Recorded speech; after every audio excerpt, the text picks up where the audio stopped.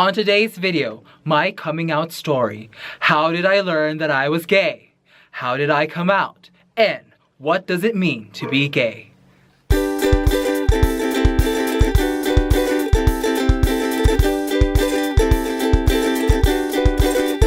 Hi there, colorful people, and welcome back to the Rainbow Hub. So if you're new to the channel, my name is Greg and welcome. So for today's video, I'll be doing something different. I'll be doing a sit-down type of video. So as you can see, I'm missing someone.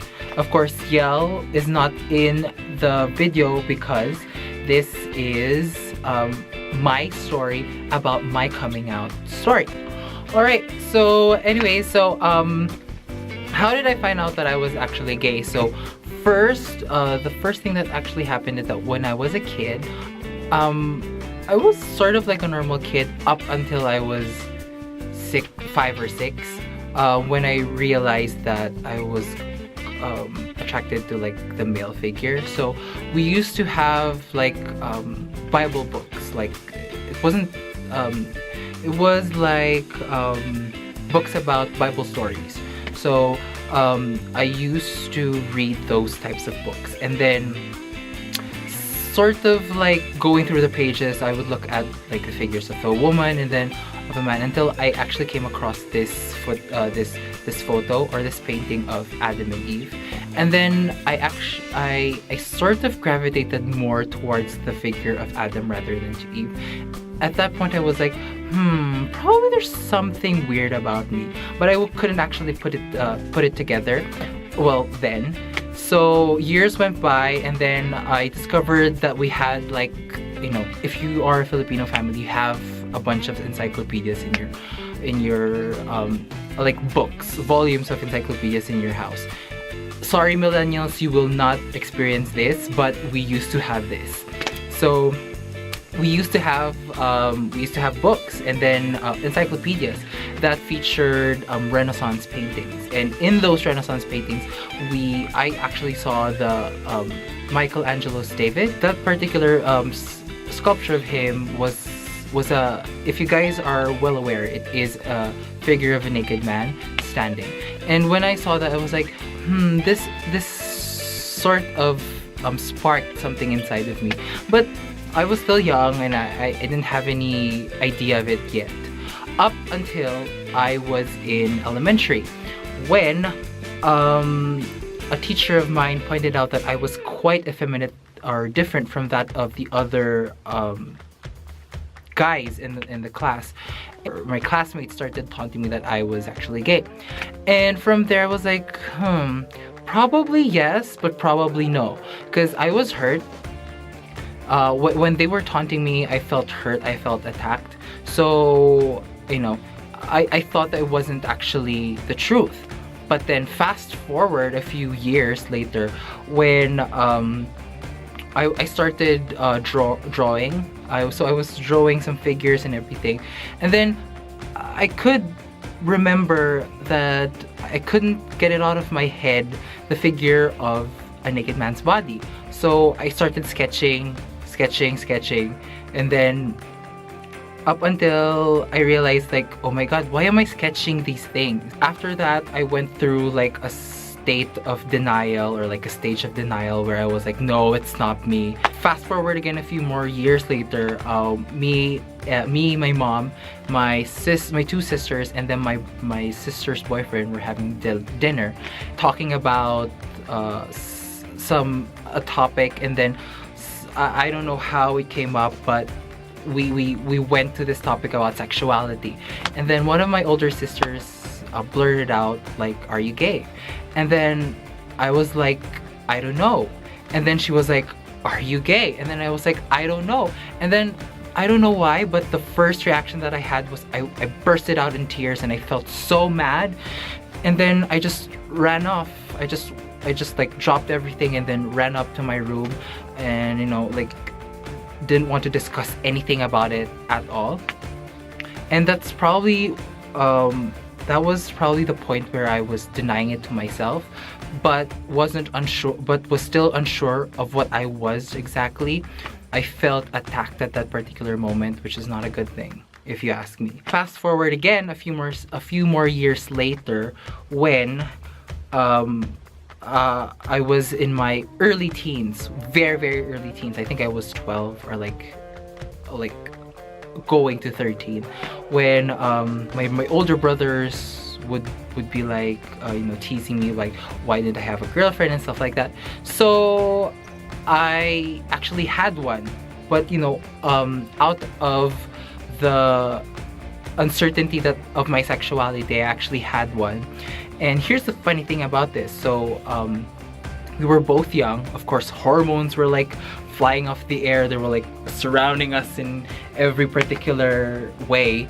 So so we started making out, and then there were a lot of touching and stuff. And then I reached down. For some weird reason, I blacked out.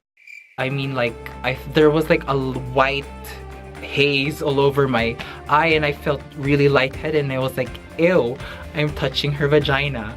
And then, so I was like, oh, this is so gross. And then right there I was like, oh my god, I don't like it. I really don't like it. And then I was like, yep, I think I'm gay. But I wasn't yet sure up until, you know, a few years later, when I was in high school already, and then where I started experimenting with not necessarily experimenting, but when I actually met my first boyfriend. So we both were you know, we both were unsure of what we really are. So we started off as friends, of course. That's how things begin. We were young, and then we started off as friends, and then one thing led to another, and then we just found ourselves kissing on a balcony. And kissing him was probably the best, or not the best, was the most assuring feeling that I ever had in my life, because up until that point I was very uncertain of what I should or shouldn't like. But when I felt that, I was like, yes, this is exactly what I was supposed to have.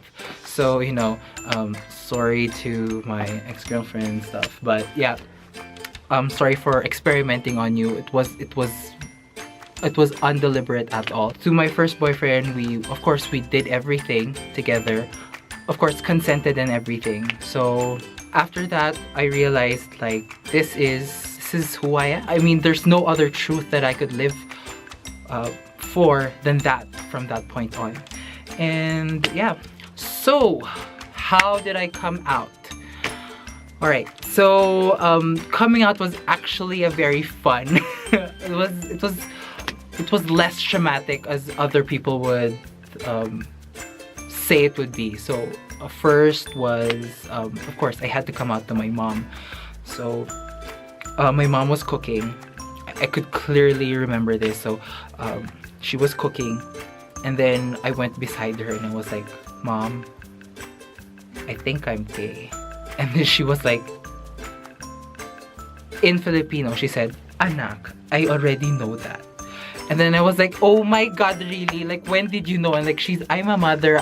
She was okay with it. She probably had from the moment that she realized that I was actually gay, I mean, it prepared her already for that particular moment where I would come out to her. And you know, that moment wasn't as traumatic as other people would have experienced it to be.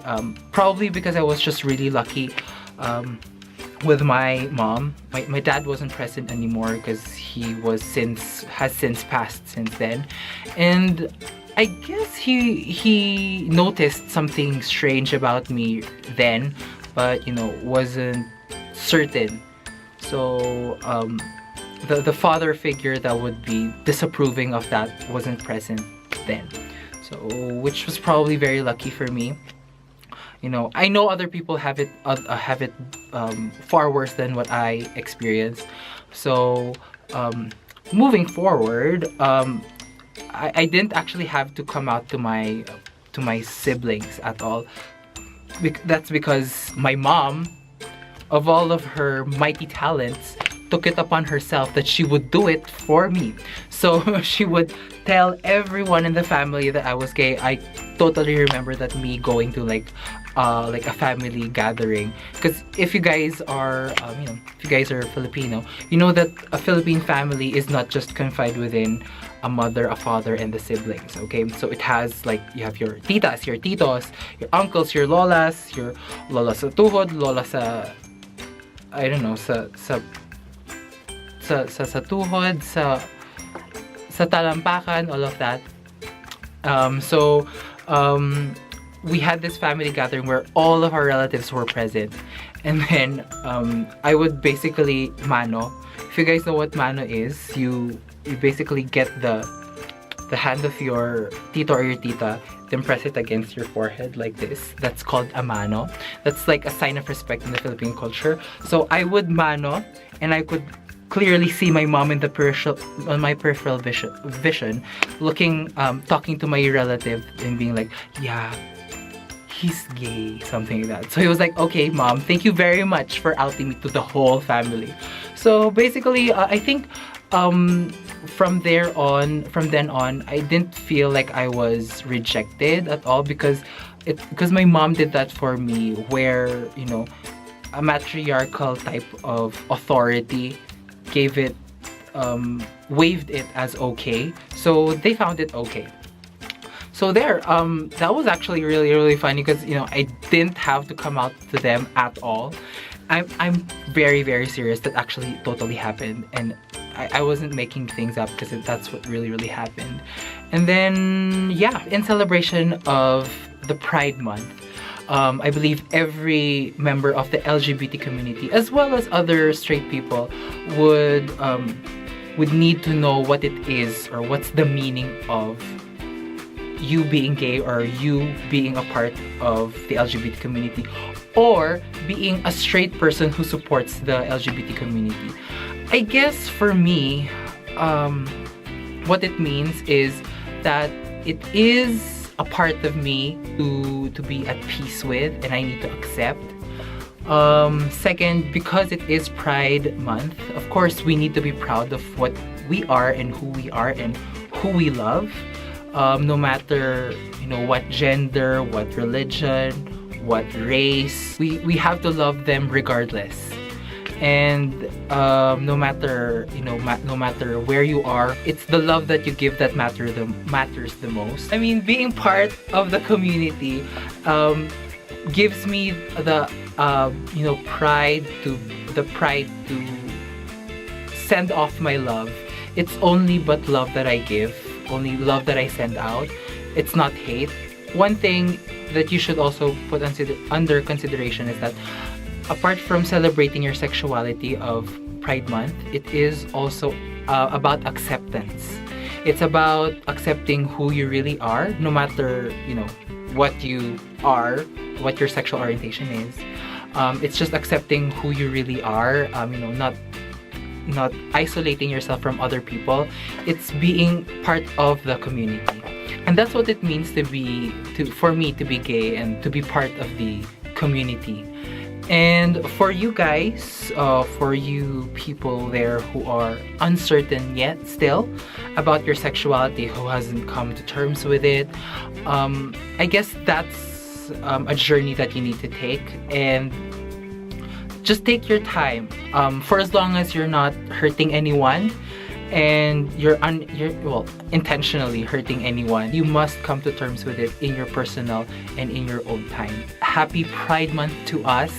This is the month for us to take hold of, grab it by the neck. No, I'm just kidding. No, we'll just have to celebrate. We have to celebrate life.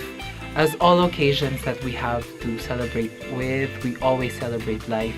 We always celebrate it in a very positive note. And of course, I will always leave this with you guys. The world has so much hate. It's like carbon dioxide. So it wouldn't hurt you to just give a little love outside. So anyways, thank you very much for watching this video. So if you like it, please give it a thumbs up, like, comment, and subscribe. And of course, if you guys have a friend or a family member that you think would love this video, please share it to them.